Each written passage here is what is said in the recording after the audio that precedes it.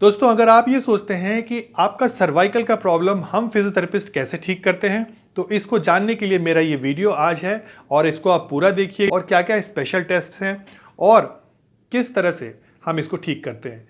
दोस्तों, अगर आपने मेरा चैनल अब तक सब्सक्राइब नहीं किया है तो सब्सक्राइब कर लीजिए, वीडियो को लाइक करके दोस्तों में ज़रूर शेयर कीजिएगा ताकि वो भी अपनी सर्वाइकल की प्रॉब्लम को जान सकें, समझ सकें। हाँ, ये वीडियो मेरा रिप्लेसमेंट नहीं है किसी भी एक्सपर्ट सलाह का, ये क्लिनिकल है पूरी तरह से और मैं आपको सिर्फ ये बताना चाह रहा हूँ कि हम लोग किस आधार पर, हम फिजियोथेरेपिस्ट किस आधार पर आपकी सर्वाइकल की प्रॉब्लम को समझते हैं।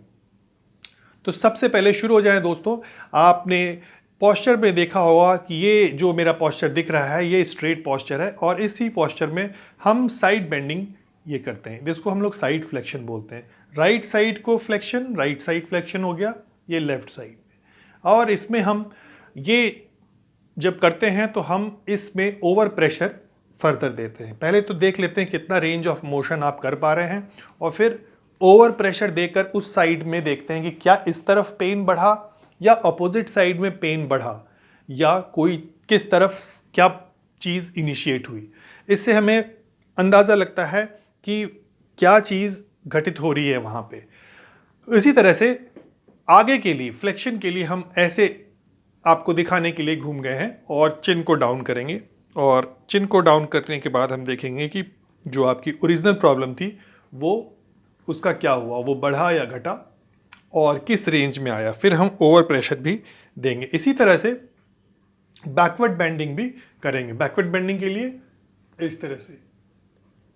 इसके बाद हम करेंगे rotation, rotation to the right, rotation to the left. ऐसा करने के बाद, इन सभी को एग्जामिन करने के बाद कुछ स्पेशल टेस्ट्स होते हैं जिसमें सबसे पहले मैं नाम लूँगा स्पर्लिंग टेस्ट का। स्पर्लिंग टेस्ट में हम बैकवर्ड बेंडिंग और साइड बेंडिंग के साथ हम करते हैं। इससे अगर हमारे हाथों में पेन जा रहा होता है तो इसका मतलब है कि हमारी कोई नर्व है जो प्रेस हो रही है और स्पर्लिंग टेस्ट हम पॉजिटिव बोलते हैं।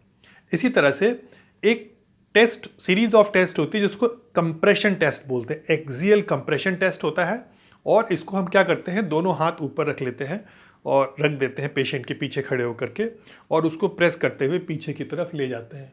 ऐसा करने से अगर पेन बढ़ता है तो ये पहली बात, तो ये अगर डिस्क का पेन होगा तो आपके हाथों में पेन बढ़ जाएगा और अगर डिस्क का नहीं होगा तो सिर्फ उसी रीजन में पेन हो रहा होगा, यानी कि फेसेट जॉइंट आपस में पास पास आ रहे हैं।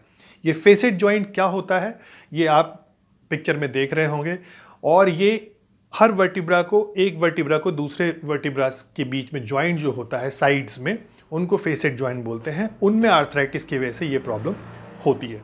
सो इसके बाद हम इसी तरह से जो है डिस्ट्रैक्शन टेस्ट भी करते हैं। डिस्ट्रैक्शन टेस्ट से आपकी अगर प्रॉब्लम जो है इस तरफ की प्रॉब्लम कम हो गई, इसका मतलब नर्व प्रेस हो रही है और नर्व प्रेशर जो जब रिलीज हुआ तो वो ठीक हो गया। ऐसा करने से दोस्तों जो न्यूरल फोरामिना होता है, जो नर्व जहाँ से एग्जिट करती है हमारी सर्वाइकल स्पाइन से, उसको न्यूरल फोरामिना बोलते हैं और उस न्यूरल फोरामिना का जो साइज होता है वो लगभग 20 से 30% और कम हो जाता है जब हम एक्सियल कंप्रेशन करते हैं तब। और इसी तरह से आप इसका वाइस वर्सा समझ सकते हैं।